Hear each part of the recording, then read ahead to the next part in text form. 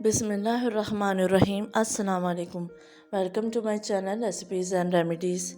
उम्मीद है आप सब खैरियत से होंगे।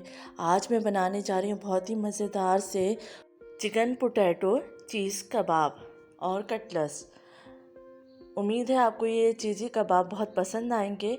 चलिए हम रेसिपी स्टार्ट करते हैं। ये आधा किलो आलू हैं जिनको मैंने उबाल कर मैश कर लिया था। अब मैं इसमें ऐड करने जा रही हूँ 1 अदद प्याज जिसको मैंने बारीक चॉप कर लिया है, चिकन जिसको मैंने बॉईल कर लिया था और रेशा कर लिया था। तकरीबन 250 ग्राम के करीब चिकन है। इसके बाद मैं ऐड करूँगी नमक 1 टेबल स्पून के करीब। छोटा स्पून होने की वजह से मैं 2 दफ़ा ऐड कर रही हूँ। अब यहाँ मैंने लिया है 1 टीस्पून भुना कुटा धनिया, हाफ़ टी स्पून पिसी हुई लाल मिर्च, 1 टीस्पून कुटी हुई लाल मिर्च, 1 टीस्पून भुना पिसा ज़ीरा, हाफ़ टी स्पून पिसा हुआ गरम मसाला, हाफ़ टी स्पून पिसी हुई काली मिर्च, 2 हरी मिर्चें जिनको मैंने बारीक काट लिया था और थोड़ा सा हरा धनिया जिसको मैंने बारीक काट लिया है। ये तमाम चीज़ें अच्छे से मिक्स कर लेंगे।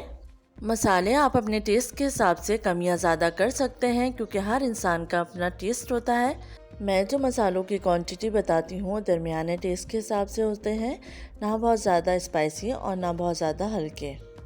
अब तमाम चीज़ें अच्छे से मिक्स कर ली हैं। मिक्सर तैयार हो गया है। अब हम कबाब की शेप दे लेंगे। तो थोड़ा सा मिक्सर लेकर मैंने हाथ में फैला लिया है।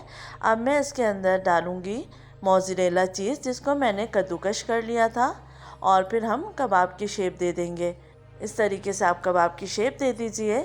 आपसे एक रिक्वेस्ट है कि अगर मेरे चैनल पे आप नए हैं तो प्लीज़ सब्सक्राइब कर लीजिए, साथ बेल आइकन दबा दीजिए ताकि नई आने वाली वीडियो की नोटिफिकेशन आप तक पहुंच सके।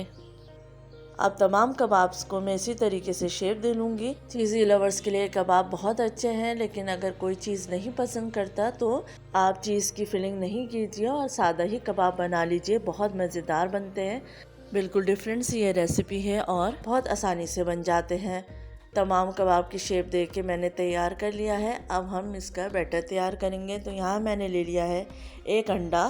अब अंडे में मैं ऐड करूँगी थोड़ा सा दूध, तकरीबन 2 टेबल स्पून के करीब। अब इन दोनों चीज़ों को अच्छे से फेंट लेंगे। थोड़ा सा इसमें नमक भी ऐड कर देंगे टेस्ट के लिए। चुटकी भर नमक ऐड किया है। अब इन चीज़ों को बीट कर लेंगे।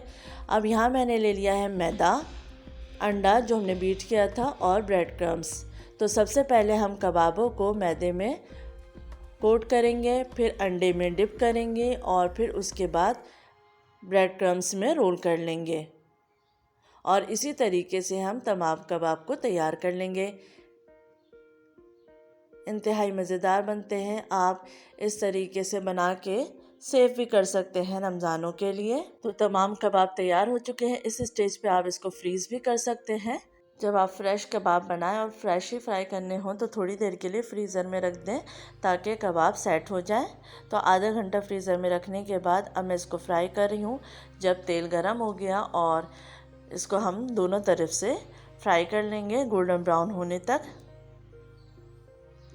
मीडियम फ्लेम पे इसको फ्राई करना है।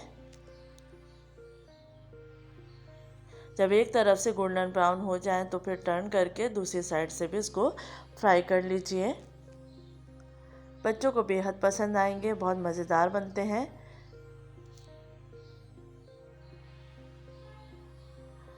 एक साइड से डन हो गए। अब दूसरी साइड से भी फ्राई करके फिर हम इसको निकाल लेंगे। आप देख सकते हैं कितना खूबसूरत कलर आया है और बहुत ही अच्छे क्रिस्पी ये कबाब बने हैं। तमाम कबाबों को मैंने निकाल लिया है। अब मैं आपको तोड़ के दिखाती हूँ कि किस तरीके से चीज़ मेल्ट होके कबाबों में नज़र आएगी आपको और बहुत ही मज़ेदार ये कबाब बनेंगे। उम्मीद है आपको ये रेसिपी पसंद आएगी। अपना ख्याल रखिएगा, फीडबैक देना मत भूलिएगा। अल्लाह हाफ़िज़।